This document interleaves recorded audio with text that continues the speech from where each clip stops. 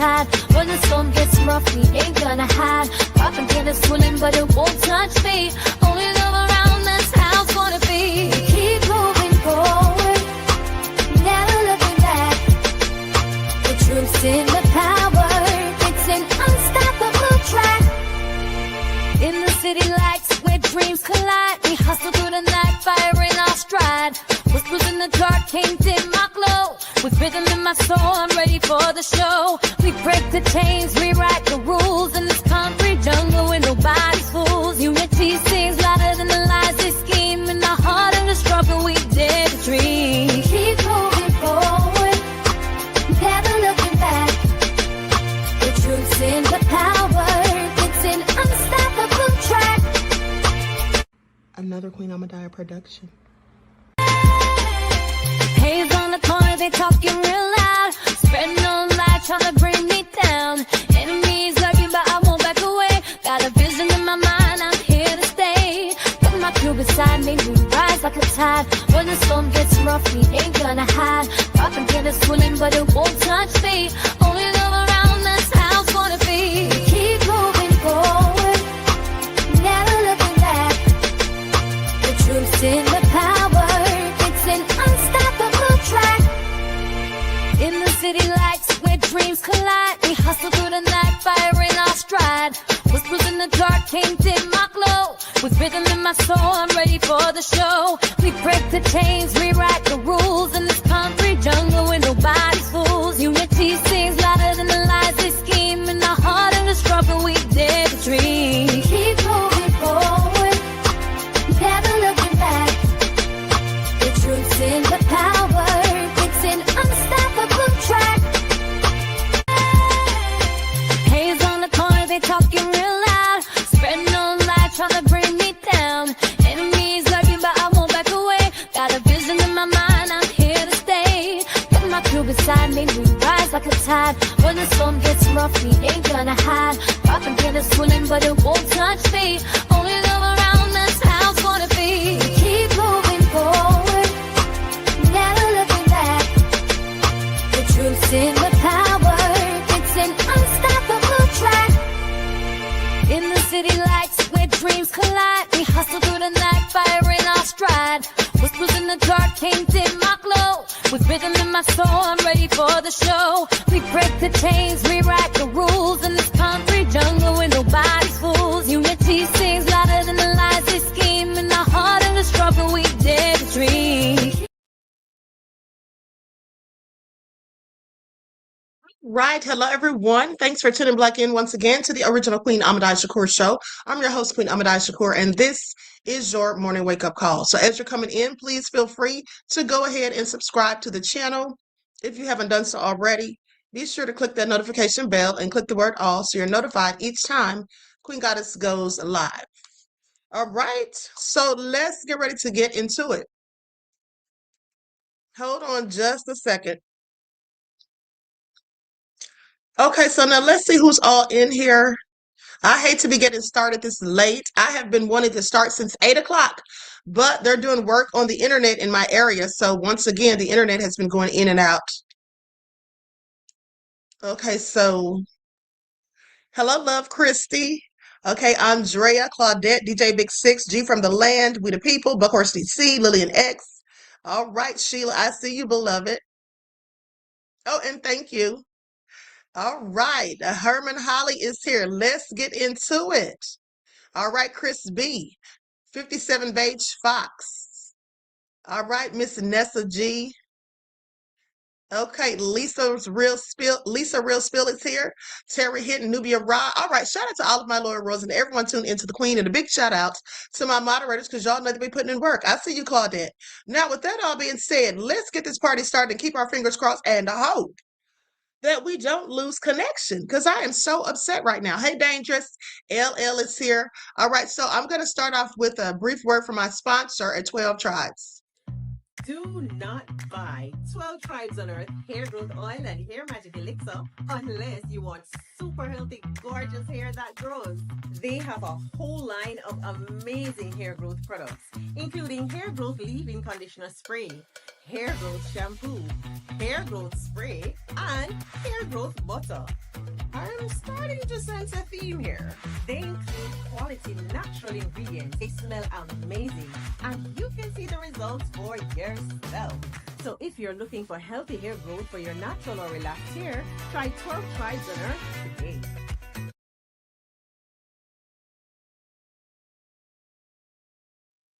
Okay, and don't forget you can purchase 12 Tribes Hair Oil at Etsy.com. Just look for Lisa Crafts. You can also find it at Walmart.com. And don't forget that she sells the beard oil as well. Okay, so let's get into it. Everybody hit that like button. Please like, share, subscribe. Also, don't forget to double check and make sure you're still subscribed, especially if you have not been receiving your notifications. Okay, so first off, let's start out talking about the NAACP. Now, I reported to you all yesterday how the NAACP has encouraged, young Black athletes to boycott the colleges in the South. And I absolutely agree. Okay, but now, there are a few of you who opposed it, saying the NAACP hasn't done anything for us or whatever. That's not what it's all about. Like I told you, Black people have to do what's best for us. We don't have to worry about who's done what or hasn't. Okay, anyway. Now it seems that because this move has been made, the GOP is very upset, which is just what I was hoping for. It seems like they're shook and they're saying that this is a power move. Now I want you to pay attention because Black people, this should let you know the power that we have. Okay, stop giving things away for free. Stop helping those who don't help us, and stop basically just allowing them to use you. Okay, because that's all that is. They want our athletes to come and generate revenue for them and give them popularity and all of that, but they want to stop us from voting, okay, and do all kinds of shady Jim Crow tactics. With that all being said, I'm going to go to this video. Now I'm going to use an overlay. This is from the channel called Ring of Fire. Shout out to him. Okay, so he basically gave a report on this that I thought was interesting. So I'm going to go to the video. Likes up, everyone, please. A like and share. Thank you in advance. And the people who were the naysayers yesterday need to take notes. Okay, because what we do too many times as Black people, so many of our people worry about the wrong thing, as I told you all yesterday. And that's why we can't get anywhere. Because the ones of us who really know what we need to be doing and what we can be doing and that we do have power to do things, there's always those in the background saying, but what about this? Well, they didn't do this. And they worry about the wrong thing, like little children who don't get their way. Now, I'm sorry if I'm stepping on anyone's toes, but this is how it goes. Alabama, my home state of Florida, Mississippi, South Carolina, Texas, and Georgia. What do these 8 states have in common? Well, there's 2 answers. First, all of them have just redrawn their congressional maps to dilute Black voting power after the Supreme Court took a buzzsaw to the Voting Rights Act. And 2, their college football teams are about 90% dependent on Black athletes to fill their stadiums, to fund their schools, and to pay the chancellor's mortgage. You hear that? 90%. They depend on our people, okay? And like he said, to pay the chancellor's mortgage, okay? Just filling their pockets, okay? Giving them everything that they need. These students could be going to an HBCU, helping their own people, helping their own universities at the end of the day. But let's continue. And the NAACP just decided that those 2 facts need to work in tandem. So the NAACP is running the Out of Bounds campaign. And if they're successful, it's an uphill battle. It could be one of the biggest power moves in sports history. And so, yeah, the Supreme Court, which is to say Alito and the Trumpettes, who have apparently never met a voter that they actually liked, gutted Section 2 of the Voting Rights Act, the part that for 60 years prevented states from drawing maps designed to erase Black congressional districts. And the minute that ruling dropped, Republican legislators in southern red states sprinted to their map room and started redrawing. One majority Black district in Louisiana gone. more on the chopping block in Georgia, Texas, South Carolina. The Congressional Black Caucus called it what it is: a coordinated state-by-state campaign to strip black voters of representation that they have fought a 100-year war to get. Exactly. So the NAACP, led by President Derek Johnson, launched Out of Bounds. And their pitch to black recruits is simple: don't commit. Don't go to the Tennessees, the LSUs, the Alabamas, the Floridas. Take your talent somewhere that it's not being used to launder political violence into stadium revenue.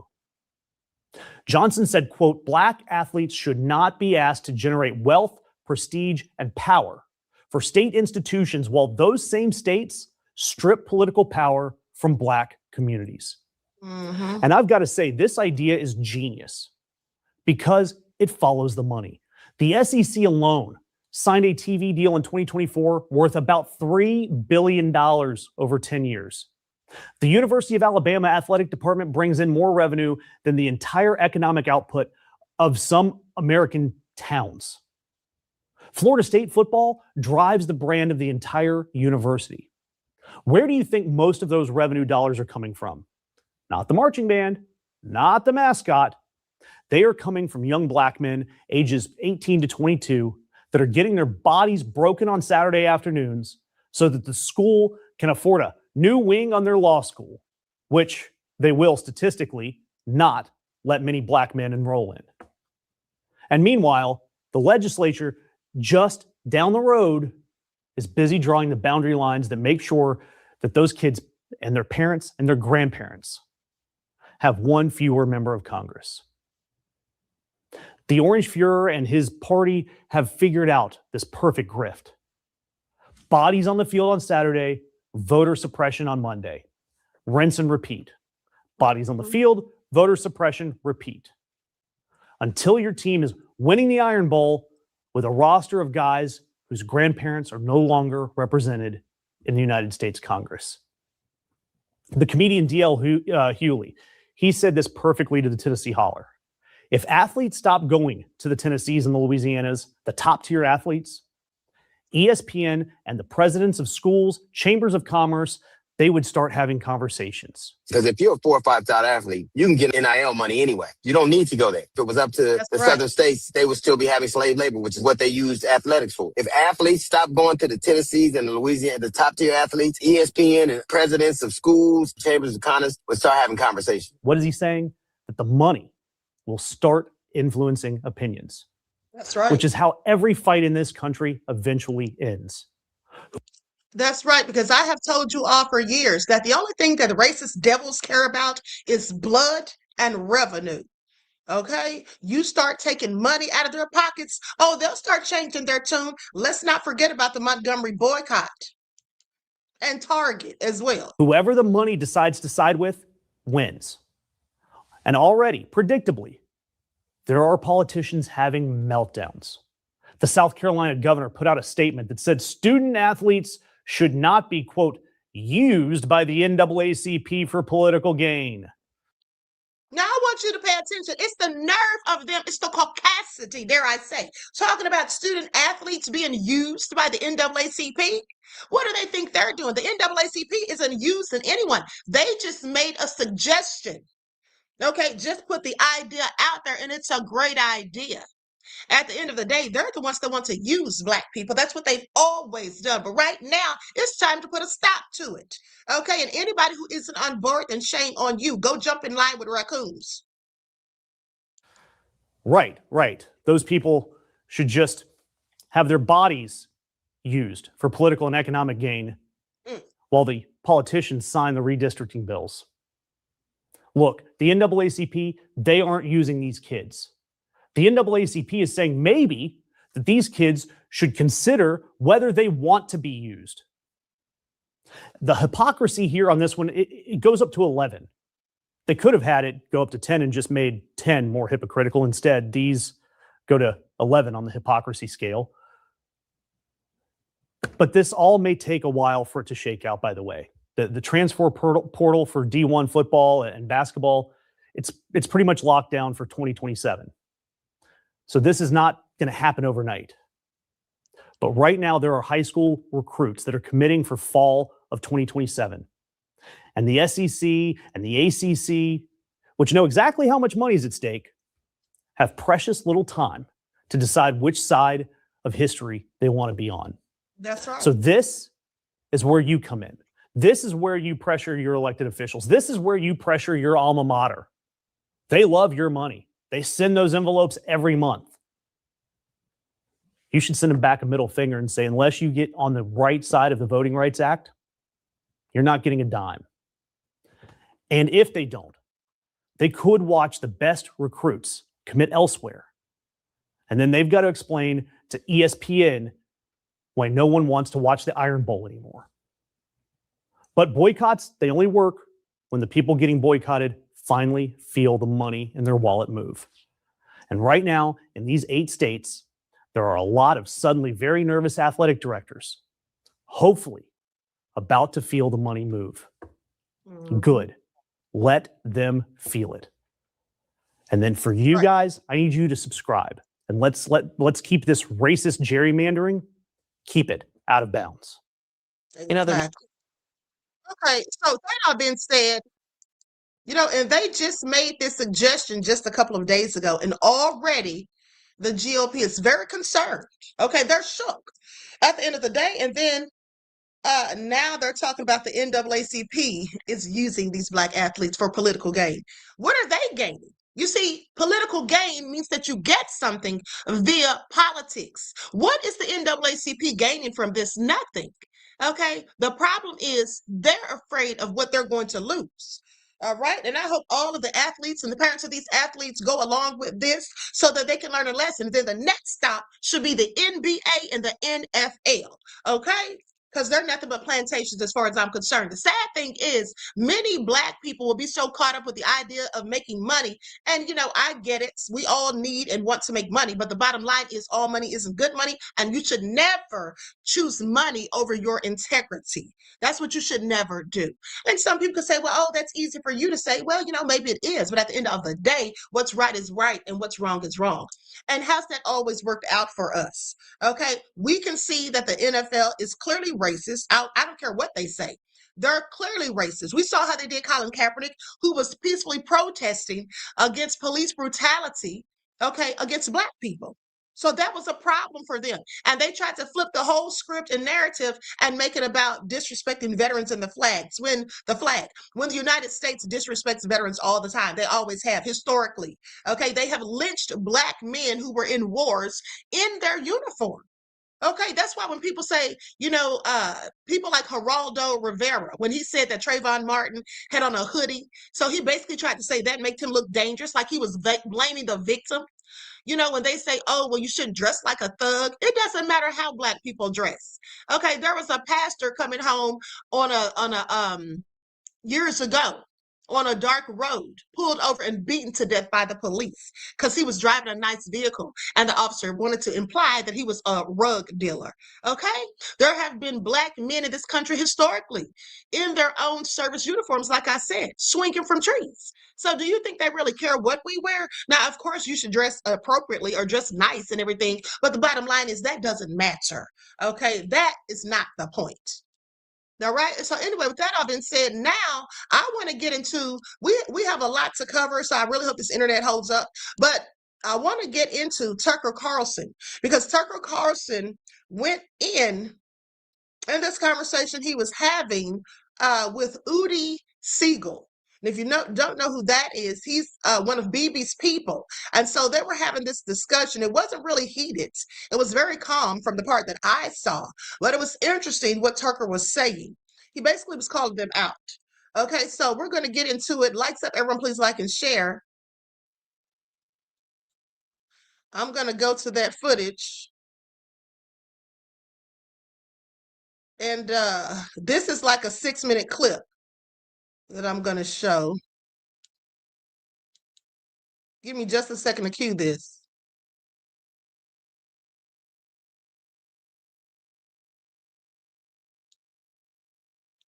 Okay, here we go. Hold on just a second. All right, there we go. Now let me get my overlay together. Everyone, please don't forget to like and share. Liking the video doesn't cost you a thing. And also, I'm putting out good commentary, so you shouldn't have a problem liking the video, in my opinion, unless you just don't like the Queen. And if you don't like the Queen, why are you here? Okay, please pay attention. And also, that helps the video get more traction. Y'all know they have the Queen shadow banned in Israel. What do you think of your man's interview here? Oh, I mean, I thought it was great. There was actually even a Haaretz column that came out from an opinion column. He was like, that was the first time truth about Gaza has been spoken on Israeli television since October 7th. Somehow it was Tucker, apparently, that decided to do it. Here he was with the liberal host over there on Israeli Channel 13, where he basically stumped them multiple times, saying, it's pretty ironic for you to be calling Iran a terror regime when you just murdered thousands of innocent children in Gaza. Let's take a listen. Well, I campaigned for Trump. I spoke at the Republican National Convention. I defended Trump for many years on Fox News. What happened was the war with Iran, which I don't believe serves the interests of the United States. I think it's destructive to the United States and to the world, but mostly to the United States. I'm an American. That's what I care about. Do you generally believe Israel would try to harm you because of your opinion? Do I believe Israel would try to harm me? Yes. I mean, of course, I don't know. I hope not. I don't want to be harmed. Yeah. But so Israel is the most violent state in the world, even more than Iran? Are you serious? No country, and I say this with sadness, but no country has boasted more about killing its political opponents than Israel, of course, about its assassination programs. The Prime Minister of Israel gave a golden pager to the President of the United States. I was there. It is never allowable, period, for any person to kill an innocent. You can't kill a child. The child did nothing wrong. It is always immoral to do that. You can say, well, I did it for this reason, but it doesn't make it right. It's always wrong. And civilized people understand that. That's what civilized people are. That's the definition of a civilized country. I agree with you, but it seems like right. But it seems like when you speak about Israel as the most violent state in the world, you forget to mention that it is the most attacked state in the world from so many enemies, like any other country in the world. So if you don't put this equation together, it seems like we are doing it for fun or that we lost our morality. This is self-defense. Well, Israel has definitely lost its morality. There's no question about that. The United States would cave in to Iran terror regime that controls now also the Hormuz pathway and the terror ring that it created in the Middle East. Maybe it would be even worse for any citizens in the world, not only in Israel, but also in the United States. And this is exactly what Donald Trump said. He said that the United States would have been in danger. So you don't believe Donald Trump? I don't believe Donald Trump. And I also think as an Israeli, you should pause before using the phrase terror regime, since you live in a country that just murdered thousands of children in Gaza. We should all pull back a little bit on the rhetoric that. I'm not defending Iran, but I'm just saying even the fact that you want regime, me it's a little hard to hear that from an Israeli right now, I have to say. The government of Iran's behavior is in some cases disgusting to me and immoral. But the behavior of the Israeli government in Gaza is disgusting and immoral. And of course, Israel's not a democracy in any sense. There are millions of people who live under Israeli control who cannot vote. Woo! All right.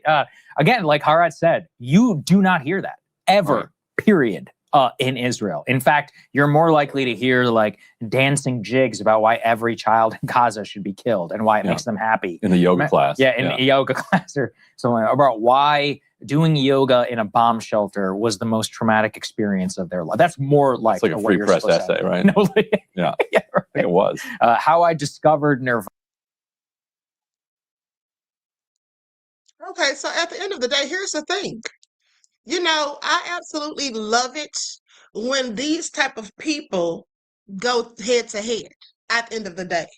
Okay, I absolutely love it when the snakes start fighting and bickering amongst themselves. Take, for example, not only this, But Charlie Kirk, before his passing, okay, he was beefing with them. But now we have Marjorie Taylor Greene. She came out the other day and supposedly said that it's time to burn down the GOP. Okay? So I find it all very interesting. You see, the things that they're doing, the tactics that they're using are causing more problems for them. That's what they didn't anticipate. Okay, if you really pay attention and think about it. Now, with that all being said, let's continue. Likes up, everyone, please like and share. Now, this is a clip I'm going to go to that Desmond sent me on yesterday, and I haven't watched the entire thing. But basically, Jasmine Crockett, in this clip, she is talking about the Proud Boys and wanton supremacy, which many people call white supremacy. I don't, because there's nothing supreme or superior about them. And that's why they hate people who look like me so much. And I'm talking about the racists when I speak on that.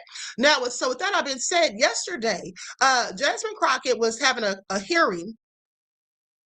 And she was asking about, are the Proud Boys a white supremacist group?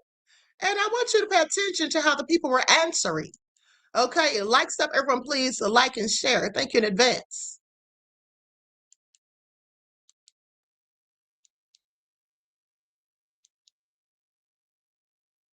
That's one reason I watched the majority of this and didn't actually sit in this room, because I'm sure my faces would have told everything that I was thinking. Is there anyone that finds it odd? Well, can we start here? I'm gonna start with the entire panel. Are the Proud Boys a white supremacist organization? Yes or no? Starting with Ms. Wiley. It is my view they are. It depends on how you define it. I have a book. Okay, never mind. It depends on how you it's define it. It's a yes or no. Proud Boys, how they define themselves. Are they white supremacists, yes or no? I have not read a description of how they define themselves. Okay, that's fine. I'm not on their mailing list. I don't know. Now I want you to pay attention. That's a Black woman that said it depends on how you define it. Bitch! As Black people, we all know how you define white supremacy. Okay? Clearly a raccoon. Clearly a raccoon. Okay, please pay attention. Now he's talking about he's not on the mailing list, so he would know. Oh, okay, so you never heard of the Proud Boys? You don't know that they were very intricate in the insurrection that occurred at the Capitol January the 6th? Yeah, please. Okay, I just want y'all to pay attention. Now, I'm not surprised at the Caucasian man's answer, but the Black lady, okay, for her to sit there and act as though she has no idea. Oh, it depends on how you define it. There's only one definition of wanton supremacy. It is a group of people who are racist and oppressive against another group of people whom they deem inferior to them. Okay? And they use racism, systematic racism, and all sorts of nefarious tactics to keep those people under their heel. Okay, is that good enough? Is that a good enough definition? She makes me so annoyed. It depends on how you define it. So are you only on the mailing list of... I'm not like the SPLC. I don't fund organizations that I'm in. Oh, it just seemed like you were saying because you haven't received their mail, you only received the mail of white supremacists. But go ahead, last witness. No, they're not white supremacists. And you know what? I do believe that y'all believe that. Let's try another one. Neo-Nazis, Miss Wiley. Well, yes. What? Nazis is... You know what I think Miss Crockett should have done prior to asking the question? And it's easy for me to say that because I'm on the outside looking in. But what I think she should have done first is ask each one of them, what is their definition of white supremacy? How do they define white supremacy? Tell us that, and then pose the question to them. I think that might have worked a little bit better, but let's continue. In their name, neo-Nazis, Dr. Swain. Is the question still about the Proud Boys, or is it about the... Neo-Nazis. We have moved on. Neo-Nazis. Neo-Nazis are hate groups, and I have a book, 2002. Okay, thank you so much. About so we're hate gonna groups so that I suggest that you all read. I'm reclaiming my time. I'm reclaiming my time. Neo-Nazis. Are they white supremacists? Neo-Nazis, are they white supremacists? Yes or no? What's that? This is Denise. Yes or no? They're certainly anti-Semitic, which I would join with any member of the Democratic Party. Mr. Nadler earlier was talking about standing up Okay, for the Jewish reclaiming my time. people. I'd be happy to Next. do that. Yes, they're white supremacists. Woo, thank God. Jesus Christ, I didn't think we were going to get there. Oh my gosh, let me be clear. Proud Boys are freaking white supremacists. Neo-Nazis are too. And this president, who loves to coddle white supremacists, has decided that they should be given checks. The reasons that I pointed to those particular organizations is because you can go and read, I don't know how many articles, as Dr. Swain wants people to read up. I'm going to be clear. I've read my fair share of books. I do have my fair share of degrees. It is clear that neo-Nazis as well as Proud Boys joined in on January 6th. Yet this slush fund that they keep talking about is specifically to give them money. So how dare this majority sit here and try to lecture this organization about money? Now, we're not talking about tax-paying dollars as we are in that slush fund. But you're telling me that $2 billion in the same country that I'm sure some of y'all would struggle with whether or not the enslavement of Black people was good or bad. I'm not even going to go there and ask y'all the question because y'all struggle with defining that these people were white supremacists. But this country still hasn't thought that reparations made sense for Black folk in this country. But at the same time, they've decided that people that are in organizations that are absolutely white supremacy organizations should get our tax dollars because they decided to tear apart or attempt to tear apart our democracy. They are being rewarded. These are people that went through our criminal justice system. When people on that side of the aisle claim that they love law and order, they went through it. They either entered pleas of guilty or they were found guilty. And this president, on day one, his priority was not around racism. It was around doing things like letting them go and now putting money in their pockets. We haven't had one hearing on white supremacy. Yet when we look at things like the killing of Ahmaud Arbery, George Floyd, Breonna Taylor, the 9 worshipers who were murdered at the Mother Emanuel AME Church, the 23 people murdered in 2019 during the shooting at Walmart in El Paso, the 10 people murdered during the 2022 shooting at a grocery store in Buffalo, New York. All of these were murdered by white supremacists who were empowered by the Republican Party's racist rhetoric and policies. This is the same party that wants to drag us back to the Jim Crow era. Some say that there aren't poll taxes, and I guess it's because they're not listing the amount of money. But when you tell somebody that they've got to go and pay for something, say, like a passport that costs over $100 in order to be able to vote, that looks like a poll tax to me. Some of y'all need to read up on your history books, the very same ones that the Republicans have decided that people should not hear about because you don't want real history taught in our schools because you're afraid that it's going to hurt people's feelings to know that their ancestors were so savage that they would enslave Black folk. You don't want them to understand why the 14th Amendment mattered then and it matters today. You don't want them to understand that when they draw these racist lines and tell Black folk that they shouldn't have representation in this country, that it is against the Constitution. You want them to be ignorant so that they can sit up here and be your token for your mission. Expired. Oh, honey, she let them have it, and I love it. Okay, I love it. For all of you who sit there and say, oh, Jasmine Crockett only cares about the immigrants. The bottom line is Jasmine Crockett cares about Black people, but she also cares about other oppressed people. And you all don't know what goes on behind closed doors and what type of conversations have been had. You see, there's nothing to argue on the floor when they've already shut it down behind closed doors. And that's what many people don't seem to know. Okay, that was a very compelling argument. She did a great job and they had nothing to say. Okay, nothing to say. And that Black lady that was sitting there talking about, oh, depending on how you define it, please. Okay, I hope she does not get reelected. Now, with that all being said, let's talk about cowardly. The Dems slammed the House of Republicans they slammed House Republicans for canceling the Iran War Powers vote. That's what they didn't want to do. They didn't want to have it. So what did they do? Oh, they just went on vacation for Memorial Day. Let's get into it. That's right. D Major said Jasmine cares about all Americans. Exactly.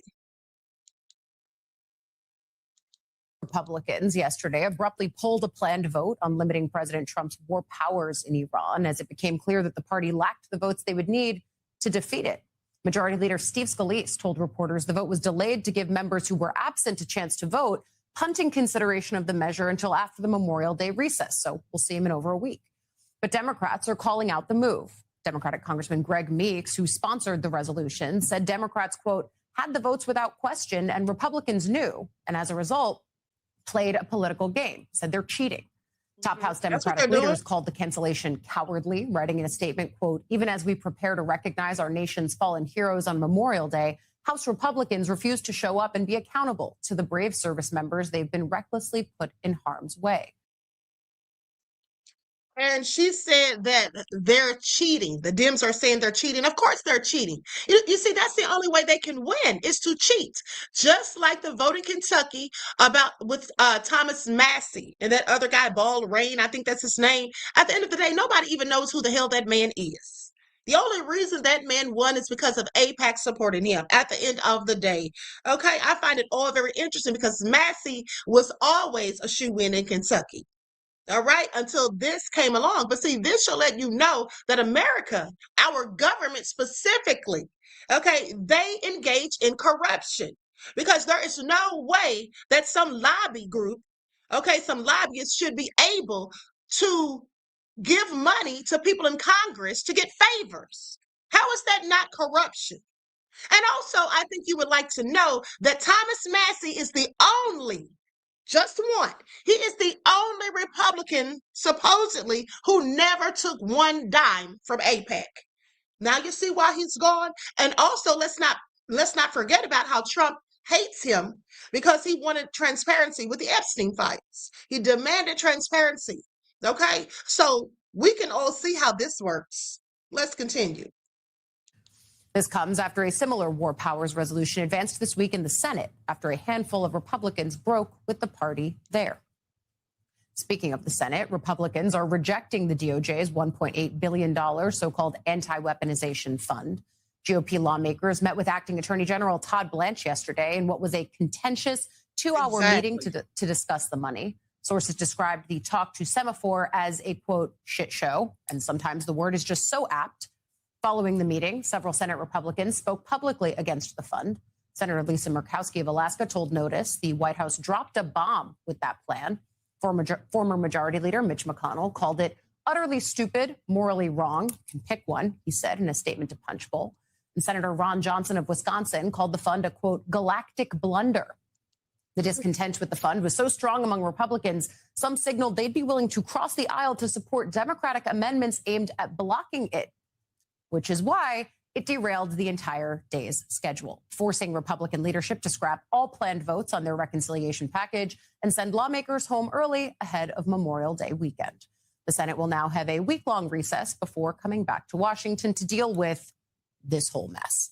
Joining me here at the table, my colleague, MS Now congressional reporter Michael Schnell. Weird day on the Hill. I think. And let me show you all this post that I thought was very interesting. This further reiterates or further validates what I have said, okay? Because Trump is not America first. He's Izzy first, and that's just a fact. And so are the Republicans, from what I can see. But I want you all to pay attention to this. Now, why is this the goings on in America? Somebody make it all make sense. Look at this headline. Y'all see that? Let me read it to you in case you can't see it. It says the most consequential Republican primary for Is Not Real is happening in Kentucky. Now, why wouldn't they say the most consequential Republican primary for the U.S. is happening in Kentucky? What does Is Not Real have to do with Kentucky? You should ask yourselves. Okay, that's the case in point right there. This country is full of corruption and clearly nefarious at the end of the day. And we can clearly see who's running things. And it isn't Trump. That's just a fact. But now let's talk about these child marriages. Did you all know that they have child marriages in the United States? Okay, in most of the states, mind you. in most of the states. Let's talk about it. Likes up, everyone, please like and share. Now, first off, there's at least 37 or 36 states. Hold on, let me just check my notes real quick. 33 states allow child marriages, and 17 states have banned it. So just days ago, there was a vote in Oklahoma to ban child marriages in Oklahoma. But however, 36 Republicans, they voted against it. Okay, 36 voted against the banning of child marriage and Senate Bill 504, which I find very interesting because to me, that's disgusting. Okay, you don't have a problem with child marriage. That means you don't have a problem with PDF files. That's what that means. And like I told you before, they were the main ones that were in the Epstein files. This is all just a problem. Okay, absolutely crazy. So let me pull up this article. Likes up, everyone, please like and share. Child marriage in the U.S. Now, there was a petition that was put out because they said child marriage is illegal, or I'm sorry, they said child marriage is legal in every U.S. state, not every state, just 33. And thousands of children as young as 12 have been legally married in the U.S. in recent years. Did you all know that? I'm sure you did not. Okay, I'm sure most people don't know that. Now, with that all being said, the minimum marriage age in most U.S. states is 18. However, every U.S. state allows exceptions under which children, defined by United Nations Convention on the Rights of the Child, as anyone under age 18. So they allow common exceptions such as parental consent. In most states, children aged 16 and 17 can marry if their parents sign the marriage license application. Now, obviously, parental consent can actually be parental coercion. Okay, maybe the parents were bribed, maybe they were offered some money or something. Okay, but state laws do not call for anyone to ask the children whether they are being pressured into marriage. Even when a girl sobs openly while her parents sign the application and force her into the marriage, the clerk has no authority to intervene. The second is common exception, judicial approval. Now, in most states, judicial approval lowers the marriage age below 16, and many states do not specify a minimum age below which a judge may not approve a child marriage. This is some really sick stuff. So thousands of children have been married. Now, Unchained at Last, a nonprofit that helps women escape arranged to enforced marriages, retrieved state data on the ages of people married in New Jersey between 1995 and 2012. The data showed nearly 3,500 children were married in New Jersey during that time. Now, that's just the state of New Jersey, and that was 3,500 children. While most of those children were ages 16 and 17, which means they married with parental consent, more than 160 were between ages 13 and 15. Each of those children required a judge's approval for his or her marriage, and the judges were fine with it. They signed off on it. So what does that tell you? See, this is why PDF files, when they go before a judge for being freaks, the freaks that they are, they get minimum sentences. They should get life sentences, in my opinion, or even the death penalty, depending on the nefariousness of their heinous actions. But with that all being said, this is why they get off. These judges don't care, and I believe many of these judges are the same. Now, while most of those children were ages, oh, I'm sorry, I read that. Now, even more shockingly is the fact that 85% of children were minor girls and they were married to adult men, some with age differences that would be considered statutory rape. Across the world, child marriage and forced marriage disproportionately affects girls and women. Unchained also retrieved marriage data or marriage age data in New York, where 16 and 17-year-olds can wed with parental consent and 14 and 15-year-olds can marry with judicial approval. Now, the data shows that 3,853 children were married in New York between 2000 and 2010. Now, like in New Jersey, the age differences between children and their spouses were unconscionable. In 2011, a 14-year-old married a 26-year-old man in New York, and a 15-year-old married a 35 to 39-year-old. A 15-year-old was wed to a 28-year-old, and another 15-year-old was married to a 25-year-old. This is all sick and disgusting. America should be ashamed of themselves. How do they think they have any room to talk about any other nation? Now, the Tahira Justice Center retrieved marriage age data in Virginia and learned that nearly 4,500 children as young as 13 were married between 2004 and 2013. 87% of them were girls. Marriage is a legal contract that like other contracts, it should be reserved for adults. Because here's the thing. The law basically says, in most cases, that you have to be 18 to enter into a contract. Okay? And why is it that you can enter into a contract of marriage and just be a little kid? There's even a story that I'm going to tell you about of a 9-year-old child getting married to a 20-something-year-old man. Okay, and of course, this was in 1937, but what I'm saying is it can still happen today, and it likely has. Now, the dangers of child marriage are clear. A 2015 study showed child marriage undermines the girl's health, education, and economic opportunities. Because what if this child isn't going to school? Are the police going to come and arrest the husband, the spouse, as they do when children are truant, and they come and lock up the parents like Kamala Harris did back in California? We just have several questions. Now, it goes on to say that it undermines the girl's health, education, and economic opportunities, and thus increases the risk of experiencing violence. Okay, and are they going to do anything if there's a DV problem going on with these children and their grown spouses?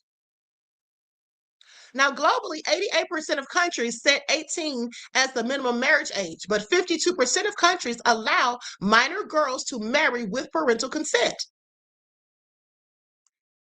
And so as a result, more than 700 million women alive today around the world were married as children, including some 250 million who wed before the age of 15. Most live in South Asia or Sub-Saharan Africa, but too many live right here in the U.S. So basically, they started this petition at the time to try to end child marriage because it is a sick and disgusting thing. And, I was not aware that all of this was going on in America. I did know that about I want to say it was around 2018. There was a psychologist, I think that's what her title was. This woman, a Karen, she was going around, trying to push the narrative that PDF files, that's not a crime, that it shouldn't be criminalized, and that in fact, the age of consent should be lowered. Okay. And there was one Karen who said, and I wish I could remember her name. I'll probably look it up later, but there was one Karen who said that the age of consent should be lowered to 10 years old. Okay, 10 years old. You see, this is the thing. When we know that this is going on in the United States and in most states, in a majority of the states, this is why we should understand that there's nothing being done about what we all saw and read in the Epstein files, because America promotes this. They condone this, specifically the GOP party. Okay, specifically them. Also disgusting. Likes up, everyone, please. A like and share. Thank you in advance. Now, let me go to this map.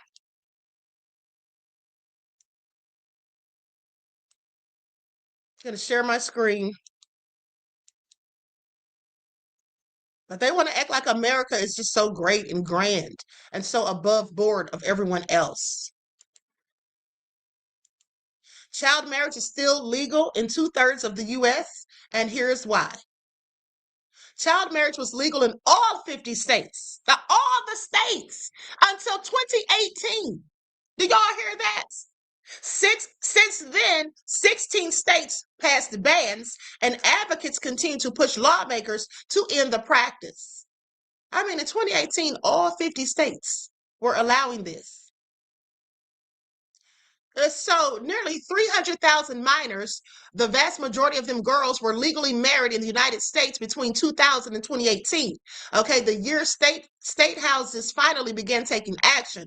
Now, child marriage, defined as any marriage where at least one of the parties is under the age of 18, was legal in all 50 states until then. 16 states have since passed bans to end the practice. Now, for some reason, they say, most Americans do not realize that these abuses are happening. Well, that's because they hide it. You see, when they pass bills that allow these sorts of things, they do it under the cloak of darkness. As I told you all before, when they pass bills that they feel like a majority of us are not going to go along with, they don't want to hear our complaints. They don't want to spark controversy. So they do these things while there's distractions going on. For example, during the holidays, as I told you a myriad of times, okay, passing these things when it's Christmas time, or, it's the Christmas season, Thanksgiving, or whatever, when people are not paying attention and not really doing research. That's why it pays to read and research, which most Americans don't. Now, with that being said, they go on to say that most Americans don't know these abuses are happening. Most Americans agree that forced marriage and child marriage are terrible and heartbreaking. They imagine this happening on the other side of the world. And I wish there was something we could do to show them it's happening here too, largely because we have outdated, archaic, and dangerous laws that need to be updated. Now, Rios, who was forced into a marriage at 19, founded Unchained at Last, an advocacy nonprofit in 2011 to help girls and women stuck in forced marriages. Now, the national number of children married has decreased almost every year since 2000, but it is unlikely to reach zero without legislative intervention. Now, let's go to this map. Now, as you can see, first off, let me say, the blocks that you see in the dark orange, okay, that lets you know that those states have no age floor, okay, which means there's no age designated to be the age to which a child can marry. Now, that's scary. Then the ones where you see the red, that means in those states, the person can be 15. And then, I'm sorry, I think I said that wrong. No, let me go back. The burgundy, okay, the burgundy is the one where there's no age limits. There's no age specific. Then with the red, they can be 15 years old. And with the dark orange, they can be 16. The yellow is 17. And the gray area is 18 years of age. Now look at this. Look at this. Now that's really a shame. Now, they say Delaware and New Jersey were the first to completely end child marriage in 2018, followed shortly by American Samoa. Now, the U.S. Virgin Islands, Pennsylvania, and Minnesota followed suit in 2020. Rhode Island and New York passed bans in 2021. Massachusetts banned the practice in 2022. Vermont, Connecticut, and Michigan followed in 2023. Washington, Virginia, and New Hampshire passed their own bans in 2024. And Washington, D.C., Maine, Oregon, and Missouri became the most recent to end child marriages in 2025. And most of us didn't even realize this was a thing. Advocates against child marriage have faced pushback in their efforts to end it in red, blue, and purple states. The majority of states have introduced and debated legislation related to child marriage, but most of the bills include exceptions with parental or judicial consent or have a minimum marrying age that is younger than 18. According to Unchained data, 10 states have a minimum married age of 17. Well, we already know that part, but I just want you all to pay attention because y'all don't find this absolutely nefarious. Y'all don't find this absolutely nefarious, but let me tell you something that makes no sense to me. What makes no sense to me is that they allow children to get married, but then they have the age of consent law. So let's look up the age of consent in Oklahoma, since Oklahoma just had 36 GOP members vote against marriage bans for children.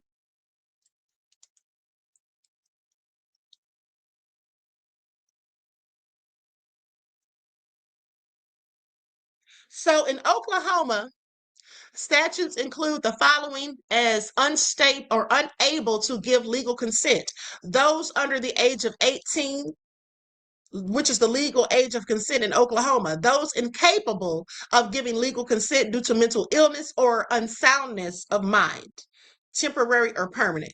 So with that being said, the age of consent in Oklahoma is 18. Yeah, that's what it says. Oklahoma statutes include the following as unable to give legal consent. Yes. So you mean to tell me, because please tell me how this makes a bit of sense. So the age of consent in Oklahoma is 18, but you can get married at 16 and even younger if your parents or a judge gives consent. How does that make any sense? How does that make a bit of sense? It doesn't make any to me. Does it to you all? Okay, does it to you all?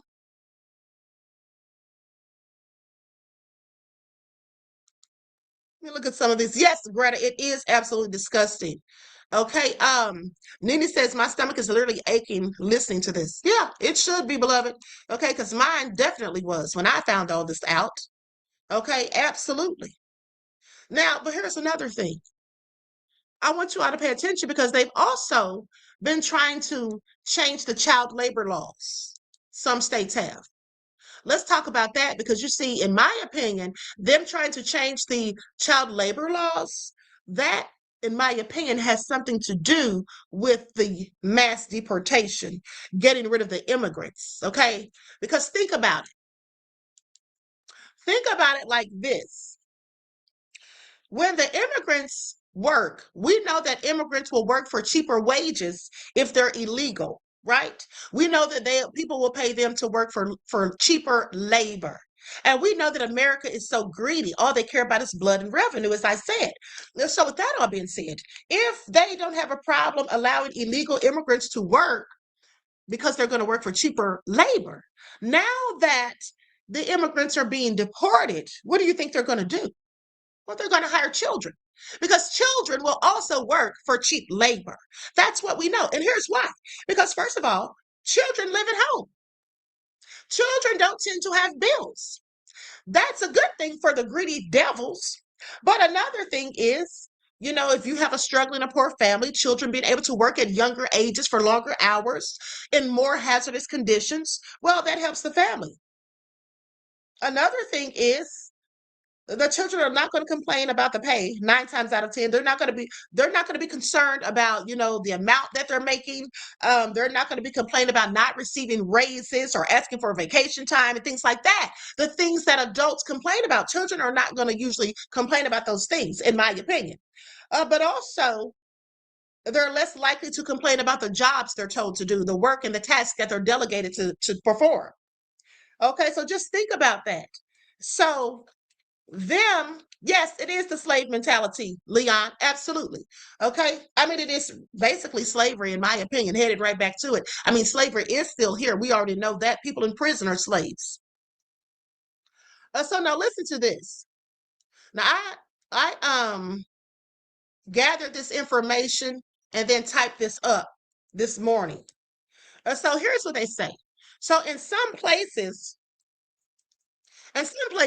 lawmakers have been trying to change child labor laws, but it depends on the states and what changes. Now, there is not one nationwide change, but several states have proposed or passed laws that relax or weaken some of the restrictions for teens, while other states have moved to strengthen those protections. So examples of proposed or past changes in some states, they include things like allowing teens to work longer hours, allowing them to work later at night, or even work more during the school week, okay, which absolutely can affect their education. Now, reducing paperwork or oversight, such as work permits or tracking systems for teen workers. Because you remember back in the day, if you were under 15, you had to have like a work permit. If you wanted to work at 14, you would have to get some sort of permit. So they're trying to get rid of that and the tracking systems.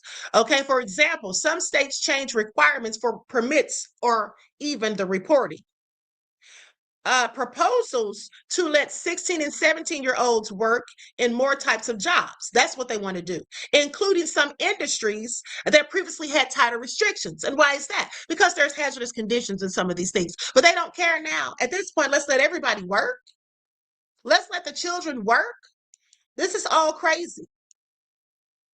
Now, at the same time, federal child labor laws are still in place under the Fair Labor Standards Act. Those federal rules still restrict hazardous jobs for minors and limit work for younger teenagers, even if a state changes some of the rules.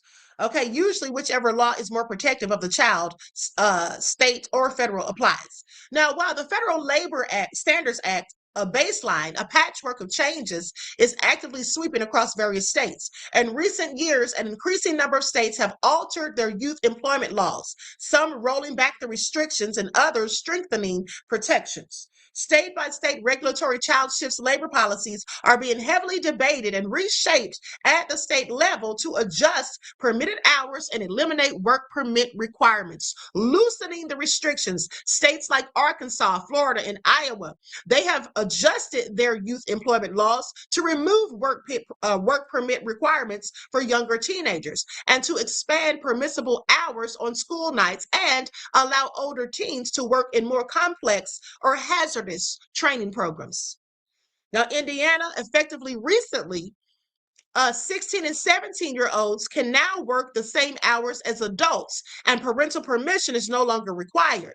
Nevada enacted changes revising limits on minor work hours, ensuring workers under 16 cannot work over 40 hours per week, and prohibiting those under 19 from working late night shifts. New York implemented sweeping amendments, drastically increasing civil penalties for child labor violations and moving the administration of paperwork and of working papers and work permits away from school districts to the State Department of Labor.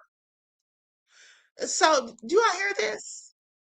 Also, let's talk about minimum wage, because as I said, they know that children are 9 times out of 10 not going to complain about the amount of money they're making. They'll just be glad to be making money and to be able to work. The only children that would likely complain about that are spoiled rich kids who don't have to do anything for their money usually. Okay, so right now the federal minimum wage is still $7.25 an hour and has not changed since 2009. Okay, that's ridiculous because the cost of living has risen every year, but not the minimum wage. Now, a new proposal in Congress called the Living Wage for All Act was introduced to gradually raise the federal minimum wage to $25. Okay, $25 an hour over several years, not all at once. But it is only a bill right now, and it has not passed, and nor will it. They're not going to agree to it because the Republicans don't want it. It's the Republicans holding you back. In Georgia, most workers, but there are some who want to constantly complain about the Democrats. You know, I've complained about the Democrats myself, but at the same time, I was complaining about the Democrats because I want to hold them accountable. There's nothing wrong with holding your party accountable and calling out their BS. But at the end of the day, I'm not going to drag the Democrats in favor of Republicans when I know that the Republicans are much more sinister, okay, and much more racist. That's just a fact. So anyway, Georgia's state minimum wage is technically $5.15, but federal law usually overrides it for most jobs. As of now, there is no statewide increase scheduled in Georgia. So what's more likely is that some states and cities continue raising wages on their own. Now, a federal increase would require Congress to agree, which can be politically difficult. You see, local governments, for example, some counties or city workers may raise wages separately. Now, historically, the Democratic Party has more often supported increasing the federal minimum wage. Okay, so when you're complaining about the Democrats, think about who gives you your health care. Think about who fights for you to get higher pay. Think about those things rather than just focusing on what they don't do. Because if you want to determine who you should vote for or if you should just sit on the couch, you should think about these things, because when you sit on the couch, that's not helping us, the rest of us, okay, who want to get the Republicans out of power. And it's not helping you either, whether you know it or not. So with that all being said, The Republican Party has more often opposed large federal increases, and they've argued that states and businesses should decide the wages locally. And some Republicans support smaller increases or different approaches, such as tax credits instead of wage mandates. So they prefer to give tax credits rather than allowing people to make a larger income. Now, public opinion is a bit more mixed. You see, polls often show many Americans across parties support some increase, but Republicans are generally less likely than the Democrats to support larger increases. For example, jumping from $15 to $20 nationally. Now, a common debate is this. Supporters of raising it argue that it helps workers keep up with rising costs and it reduces poverty. That's the Democrats' point. The Democrats say raising it would keep workers or help workers with rising costs and would reduce poverty. Opponents or skeptics argue that very large increases could raise prices or make it harder for some small businesses to hire. They're more concerned about the business owners than the people working. If it wasn't for the people working, would there really be businesses? Sit down somewhere. But this is how they view it. This is how they view it. Now, who opposes raising it? Which politicians oppose the raise? Now, that's the question I asked when I was doing my research. Pay attention. And, like I said, I typed this up this morning after getting into the research. Let me just put this on the screen. Democrat politicians are about enriching themselves too. Well, yes, they are. All politicians are about enriching themselves, and all people categorically are about enriching themselves. Okay, who doesn't want to make money? But with that being said, DJ Big Six, are you more concerned about the Democrats' desire to enrich themselves, or are you more concerned about people who look like you having adequate health insurance and being able to make a higher wage? I mean, which is more important? Because again, you are the type of Black person that I'm talking about who worries about the wrong thing. None of these politicians are perfect, and most of them are for themselves. But the bottom line is, which party is doing things that are in your best interest is all you should be focusing on. You don't need to worry about how much money they're making. That's really not our business, because we know that politicians are greedy. We know that they're nefarious. We know all of these things. That's not what we're talking about today. So please, let's stick to the topic. What we're talking about is what is in our best interest and which party is going to give us more of what we want, because neither are going to give us all of what we want. Okay? Now let's continue. So I'm going to share my screen.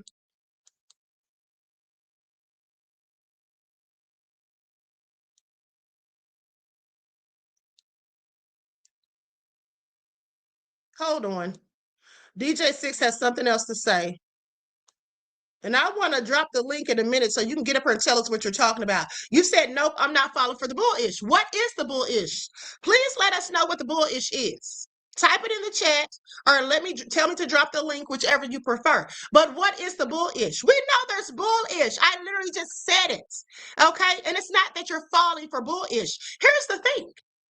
If you think that you're more upset or concerned about the Democrats enriching themselves than you are about healthcare, the minimum wage, reducing poverty, ending child marriages, because are you down with PDF files? Because the Democrats aren't. Okay, a majority of them aren't anyway.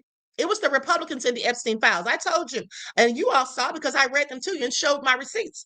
The only Democrat that I really saw in there was Bill Clinton. That aside, the people that really want to continue with child marriages are the Republicans. So you're cool with that? You don't have a problem? Because I don't see you going in on the Republicans. I don't see you complaining about the Republicans. Are you going to fall for their bullish? What bullish are you talking about? The bottom line is, like I said, you need to be worried about the right thing and stop focusing on bullish, because that's what you're doing. Okay, I'm not going to go back and forth with you, but it is what it is. Now, let's continue. Because what you can't do is prove me wrong, because I'm absolutely right. I know what I'm talking about, unlike some. Okay, so with that all being said, Now take a look at this, because as I told you, I wanted to know who were the ones opposing, which politicians were opposing the raise. Generally, the politicians who most often oppose raising the federal minimum wage are the Republicans. All right, we've already gone over that. Now, which politicians? Examples of politicians who have opposed the federal minimum wage or opposed major increases include Donald Trump. Okay, he has at times said he favored leaving wages more to the states or market conditions rather than a large federal increase. Mitch McConnell, or Bitch McConnell, as I like to call him, long opposed major federal minimum wage hikes, arguing that they could hurt small businesses and jobs. But here's the thing, do they really care about small businesses and jobs? No, they don't. And you know how you know they don't care about small businesses and jobs? It's because during the pandemic, many small businesses and jobs were shut down, were not allowed to work. They said only the essential workers, okay? And that didn't include small businesses. So many small businesses went under during the pandemic. The government didn't care, because the government really only cares about big businesses, the conglomerates, okay, these big, huge corporations. That's what they care about, and they want them to be in charge, and they want to get rid of small businesses eventually, okay, in my opinion. Let me just say that, even though I really think it's an absolute fact. So why would they try to feign as if they're concerned about small businesses? Well, I'm so glad you asked. You see, because the bottom line is they want people to be impoverished. They do. They absolutely do. They want people to be homeless. America. They want people to be homeless. They want people to be struggling, specifically the Republicans. Okay? They want people to be down and out. That's what they want. This is why the rich get tax cuts and the poor get tax increases. How does that even make sense? Okay? How does that even make sense? Now, with that all being said, Paul Ryan opposed federal increases during his time in leadership, and so did John Boehner.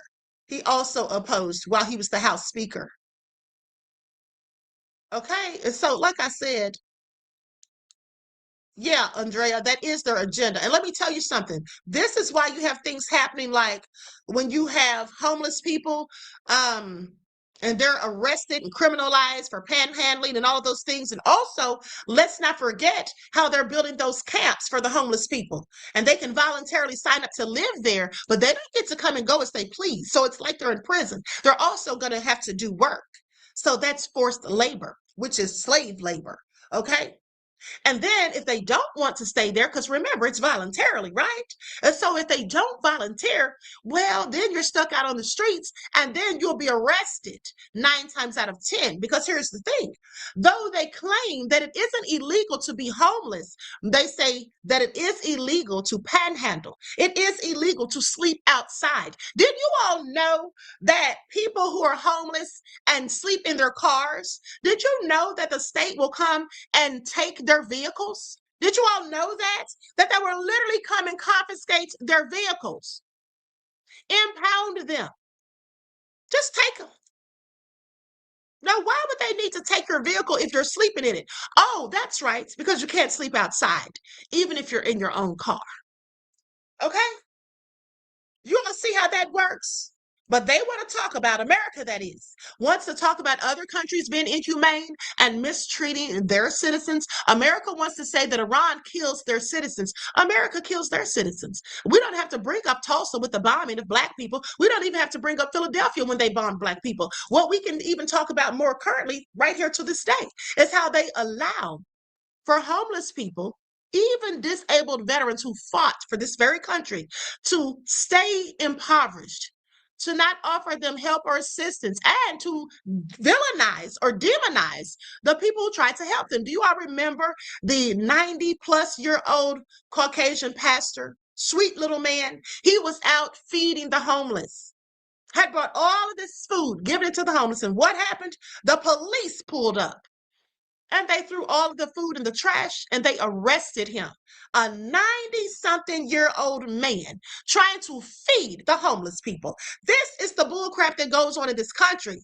It really is sickening to think that these things are even legal, that this is even allowed, that it's even a thing, a talking point, a discussion that needs to be had. It is really sick. And speaking of that, I saw a video just last night where this lady was almost in tears. Let me see if I sent that to my email. This lady was almost in tears because she was in a restaurant and she was trying to buy food for someone who was homeless. She actually had requested, here it is, she actually had requested for the person to be able to come inside and have dinner or have food with her. And they said no. So then she wanted to know, okay, well, can I just buy them something to eat? If I were her, I wouldn't have asked. I don't need to ask you how I can spend my damn money.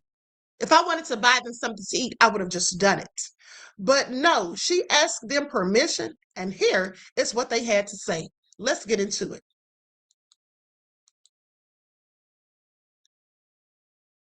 Serena says in California, they arrested a pastor for feeding the homeless. Yes, absolutely. I know they did. I'm sure they did. This is what they always do.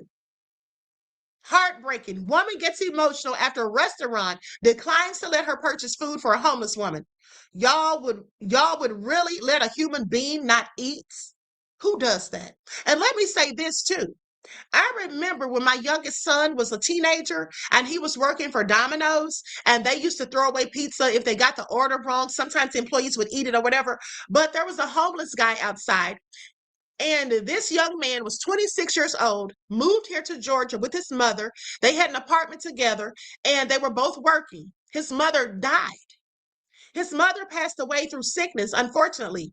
And when she died, of course, that was less money because she's no longer working and helping with the bills, but also he suffered from depression and missed days from work. So he lost his job. With that all being said, that's how he became homeless. You see, they want us to think that everyone on the streets that's homeless is on the rugs, that they're doing illegal substances. That's how they lost everything. That they're an alcoholic. That's how they lost everything. Or that they're just lazy.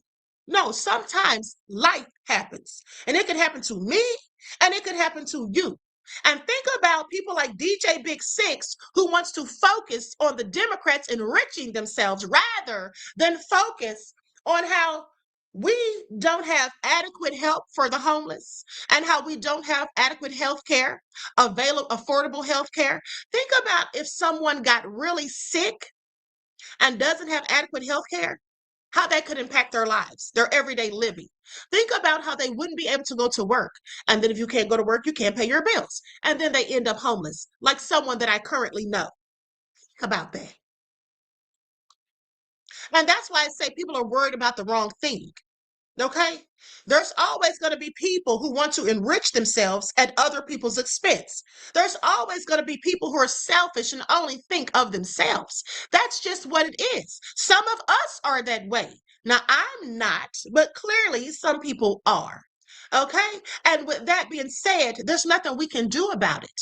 But what we need to stay focused on is the bigger picture. You see, the sad thing about my people whom I love dearly is that most of our people don't seem to look at the bigger picture. They look at the bullshit that's right in front of them and they allow that to distract them from what they actually need to be focused on. And that's why those type of people, they're going to voluntarily, I don't care what they say, they can get mad all they want. They're going to voluntarily walk right back into that damn plantation. Okay, please pay attention. You can tell what a person's mind resonates by the things that they speak. I said what I said. Hey, so I was going to order my food and she didn't ask for anything. I heard her asking for some grits. So, and I heard y'all say, that's all we can give you today. So I wanted to go ahead and buy her some food. And the lady, I can give you the email of the GM. He sent us out as managers last week, letting us know no matter who tries to buy, cannot do it. And that's not me, that's ASL. I can give you the email. so even if I wanted to order me some extra food, I can't order extra food. If you were to start the conversation with your server and tell you what to do with your order, she can't say anything about that. But the moment you say you're going to buy somebody outside something, Eddie is the one who said we're not allowed. Well, see, I asked her the lady come sit and eat food with me, and she said no. Yeah. So, remember the lady with the cat? She's not even allowed in here. I understand that she's not allowed in here. Banned off this property. Right. Right, and I feel it. And I understand that I'm not trying to, if she's banned from the restaurant, she's banned. But I do feel like that's little, inhumane and just like, it's very rude to not, if somebody wants to buy a homeless person something to eat and they didn't even ask and y'all were, like, I just felt like the comment was very unhumane. Like, here, this is how we can give you it, and I get it. I get it because y'all be overwhelmed with it sometimes, but they're still human beings. And that's like, it's foul. Like, I'm so emotional that it's so foul. I completely understand, but I can't go over what my gentleman said. I'll give you his information. He sent a message out to everyone last week. So y'all would really let a human being not eat? That's all I can say, honey. We're told what to say right now, but that's all I can do. That's his information. Yeah, blown away right now. I'm so fucking blown away. I'm so hurt for humanity. Like, y'all, I'm so fucking hurt for humanity right now. Like, I'm literally, that is probably the saddest thing that I've ever fucking heard, y'all. Like, and I don't even mean to be emotional about this. Oh my God. Yeah, I'm literally fucking shaking. I'm so emotional about that. I can't eat this shit.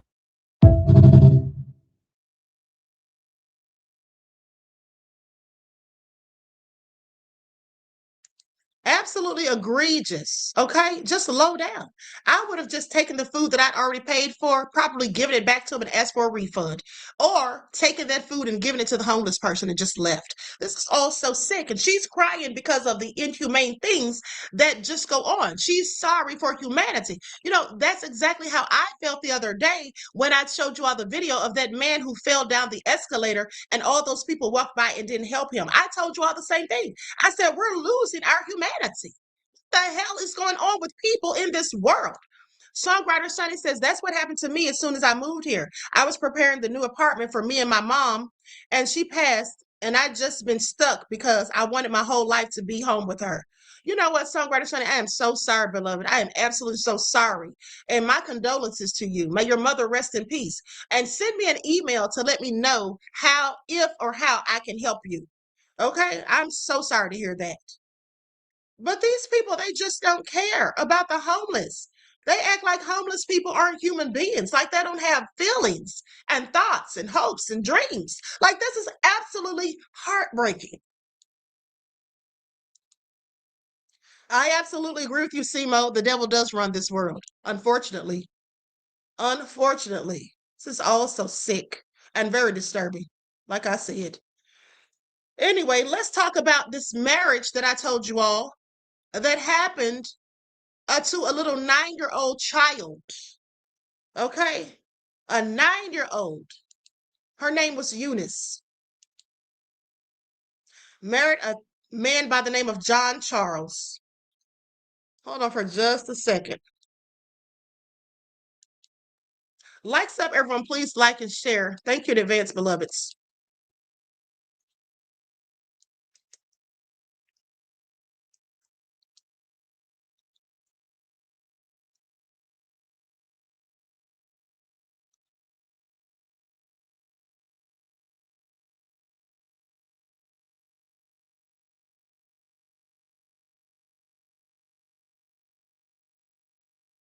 Hold on, beloveds. I have the article up, but there was some other information I wanted to get into before I went into that.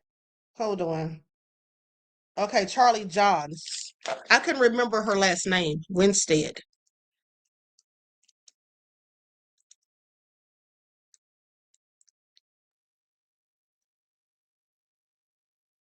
Okay, here it is. Now let's talk about this. Because I remember reading this story some years ago and I thought that's crazy, but I also at the same time thought, well, that was 1937. Or yeah, 1937, but I certainly didn't know that it was still going on currently. So the marriage of Sneedville, Tennessee residents, 22-year-old Charlie Johns and the 9-year-old Eunice Winstead. Let me see if I have their picture. Let me see if I have their picture. Hold on.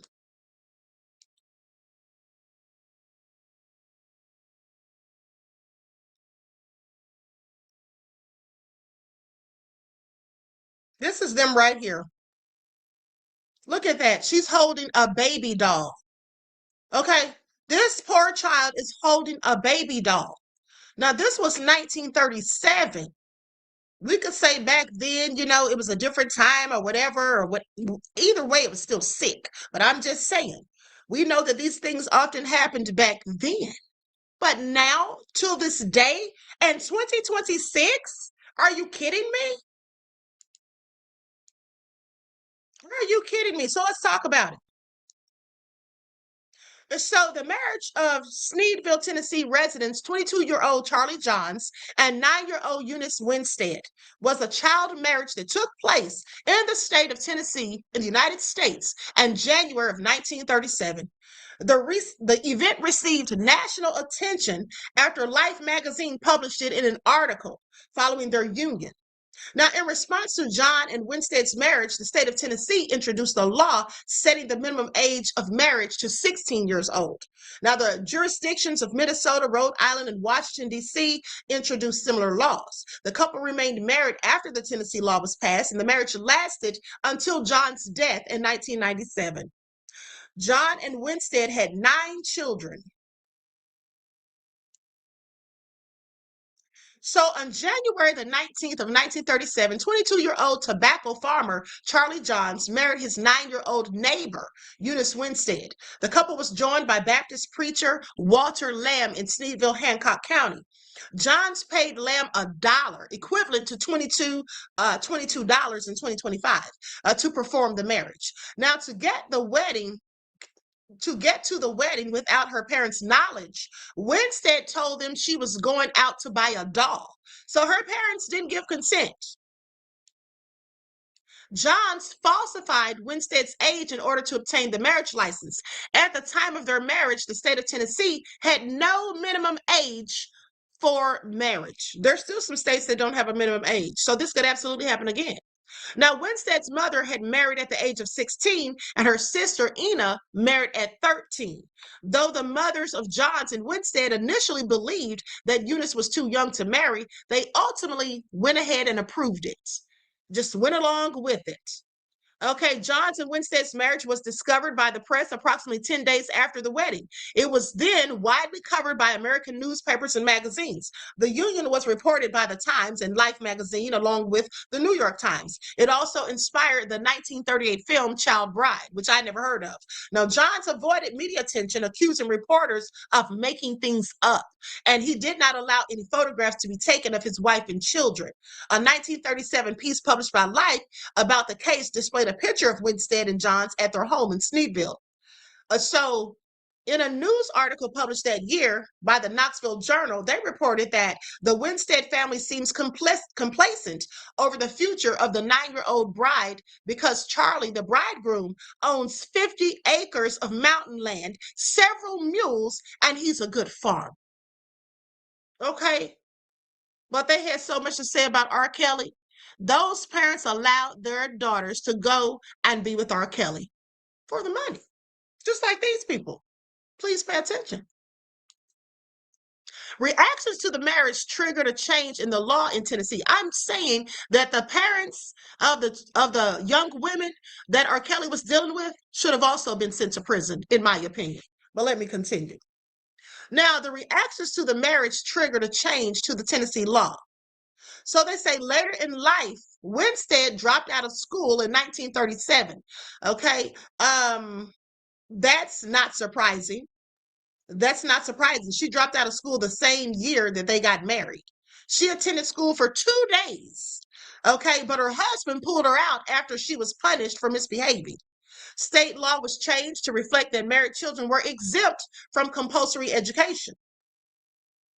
So as of 1938, the couple still lived with John's parents. They slept together in the same room. In December of 1942, at the age of 14, Winstead gave birth to the couple's first child. They subsequently had 8 more children. John objected when his oldest child, age 17, her name was Evelyn, he didn't like it when she eloped in 1960 with a 20-year-old by the name of John Antrican. So he didn't want his own daughter getting married at 17 to someone 3 years older, but he married a child.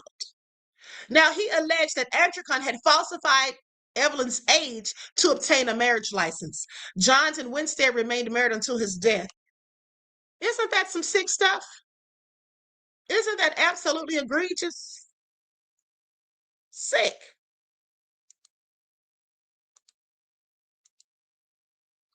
Okay, absolutely sick. Buckhorst DC said, I can believe it. Jerry Lee Lewis. Yes, Jerry Lee Lewis married his 13-year-old cousin.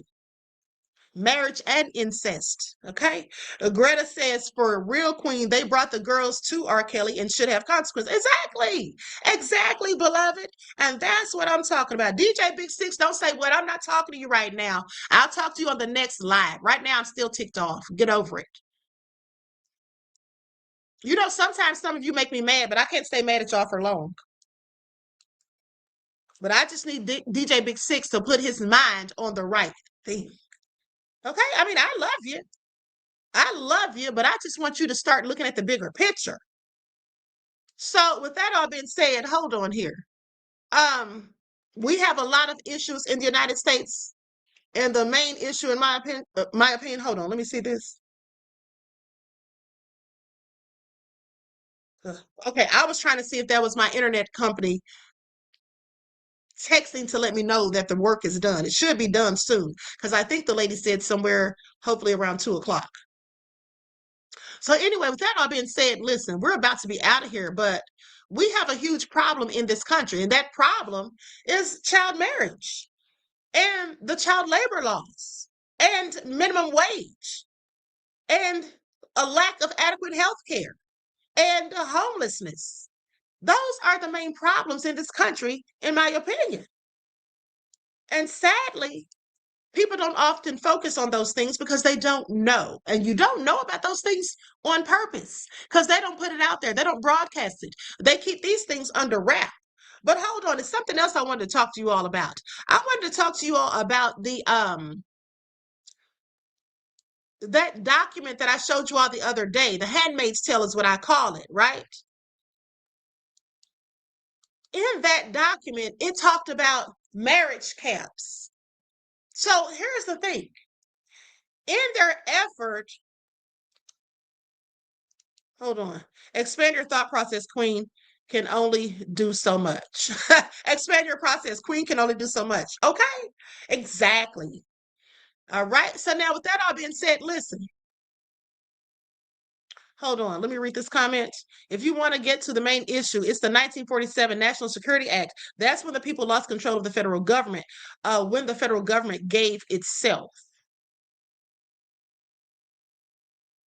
Hold on. Oh, Patrice says, Queen, did you hear about 3 Black sisters that was found unalived in Lake Brighton, UK? I think I have that somewhere in my emails, beloved. Thank you. So with that all being said, here's the thing. And I'll talk about that, but right now I got to worry about the U.S. So here's the thing. I lost my train of thought. Oh, so I was going to talk about the marriage camps. Okay, so in that paperwork, they talked about having marriage camps. A young lady did a TikTok on it. I think I'll just go to that because I don't want to pull that document up and have to read through all of that. But basically, they have this idea because of their fear of becoming the minority rather than the majority that they want to stay. So they basically are suggesting that people go to a camp. Okay. And so if you successfully complete the camp, at the end of it, there's supposed to be some sort of, this sounds like a ritual to me, mind you, but at the end of it, there's supposed to be some sort of ceremony where they have multiple people getting married at the same time. It just all sounds sick as far as I'm concerned. Okay. Hold on. And you all tune back in later because I'm going to come back later. We have to talk about this Kevin Hart thing. We got to talk about that because it's giving minstrel show. Okay.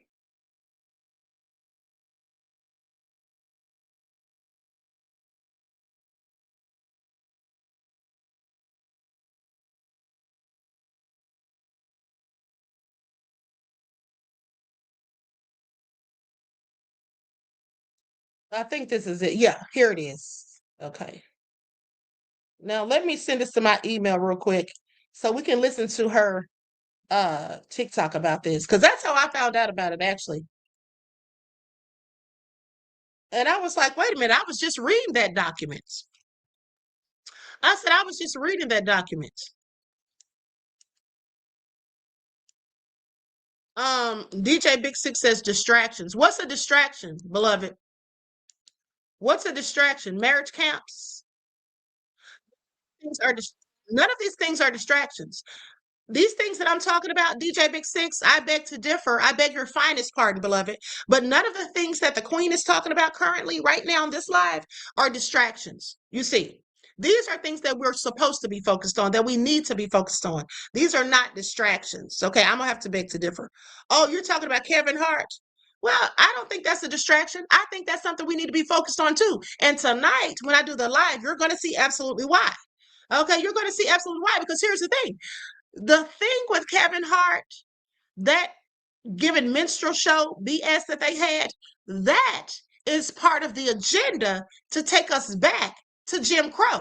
Next thing we know, they'll be blatantly wearing blackface at the next roast. Okay, please pay attention. That's not a distraction either. Something we absolutely need to pay attention to. Okay? I don't really do lives on distractions except for when I'm talking about celebrity gossip, maybe. But other than that, I absolutely agree, Nene. I absolutely agree. Okay, now I'm going to share my screen. Likes up, everyone, please. Like and share. RG Titan, I mean, not RG Titan, but Deanna says, once you complete the camp, you'll get 6 doctorate degrees. A new plan to send unmarried Americans to government-run marriage camps. In a published proposal titled Saving America by Saving the Family, the Heritage Foundation says the camps would serve as re-education centers for unmarried people, and the only way to successfully complete the program is to participate in a communal wedding at the end of the camp. The plan goes on to list 8 steps necessary to launch what it calls a massive national movement to restore the American family. One step targets education for pushing Americans to delay marriage while pursuing needless credentials. One step calls for banning. They said while pursuing needless credentials. Needless credentials. So credentials are no longer important. Maybe someone should have told Cheyenne Bryant that. Then she wouldn't have had to lie. But I find that interesting. Let me tell you all, when they started talking about credentials weren't important. Back in 2018, there was a study that came out that said that the most educated group of people in the United States was Black women, like myself. Now, with that all being said, as soon as the wanton supremacists got wind of that study, all of a sudden, a lot of these companies like Google, who owns YouTube, a lot of these companies started being more lax on their requirements. All of a sudden, you didn't need degrees to get a job there. All of a sudden, you could just work there and gain your experience. You see how when Black people start winning, the devils, they change the rules. You see how the goalposts get switched when we're getting ahead in the race. I want y'all to pay attention. At the end of the day, IVF and claims it routinely manipulates or destroys human embryos. The proposal insists this is all optional, but this wouldn't be the first time in history that a voluntary program stopped being. 25 is pushing a new plan to. Now, what you was going to say before it cut off was this wouldn't be the first time in America's history when something that was first deemed voluntary all of a sudden was involuntary, to where you didn't have a choice, because now it's mandated. See how that works? So I said all that to say this: when they talk about those voluntary camps for the homeless, which are going to turn into concentration camps, in my opinion, just like the ICE detention centers, in my opinion, are nothing more than concentration camps. Because if they were deporting those people, why are some of those people there for so long? Sounds like slavery. That's what it's given. Okay? Sounds like slavery. So with that all being said, this is what the devils are doing. Now, you need to ask yourselves, if they're doing all of that, what else are they up to? Yeah, that's a good question. Okay, I'm still reading through the document. It is 168 pages. And, you know, I read it in my spare time or whatever. But Greta says they don't want competition, but just privilege. Exactly. That's why the Republicans are cheating right now. That's why they did what they did in Kentucky for Massey to be taken out. Exactly. That's the only way they win, is when they cheat. They never win fair and square. Okay, me personally, I wouldn't want a win if I had to cheat to get it. But, you know, racist devils, they don't care. Team wanting supremacy doesn't matter to them. They want to win by any means necessary. Okay, please pay attention. Now, with that all being said, listen. These are the things we need to focus on. These are the things we need to concern ourselves with, because believe it or not, whether you want to accept it or not, these things affect all of us. Okay? And with that all being said, I'm going to conclude the broadcast. Thank God we made it through without any interruptions. So I'm going to quit while I'm ahead. But I will be back later, as I told you all, so please tune in. It's going to be around 7:30. If you don't get a notification, just check the channel, okay? With that being said, I love you all to life. I hope you enjoy the rest of this beautiful day. Enjoy your strong end, not the weekend, leaving you in a weakened state of mind. Enjoy your Memorial Day holiday. And until next time, each one teach one. That's how we grow and thrive. Do something productive, constructive, but never destructive. And always remember, beloveds, to keep the Most High first in your lives. Until next time, peace.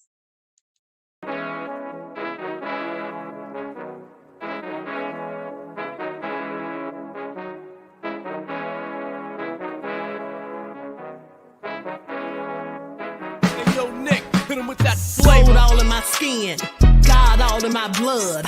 Kings all in my circle, you touch one of mine and you're done. They show no love for the queen, why you hating on me?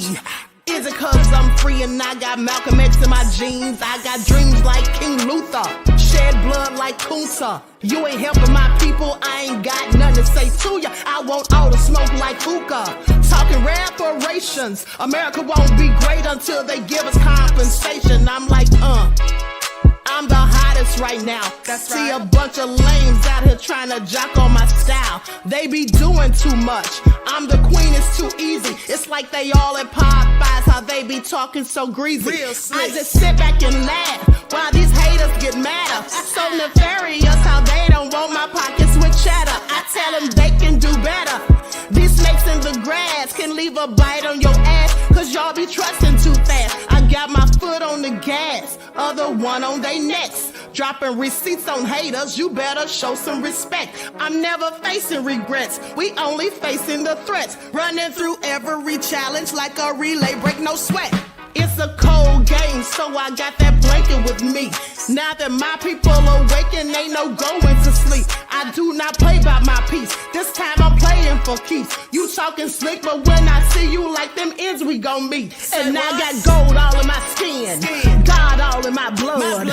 Kings all in my circle, you touch one of mine and you done. They show no love for the queen, why they hating on me? Is it cause I'm free and I got Malcolm X in my jeans and I got gold all in my skin, God all in my blood. Kings all in my circle, you touch one of mine and you done. They show no love for the queen, why they hating on me?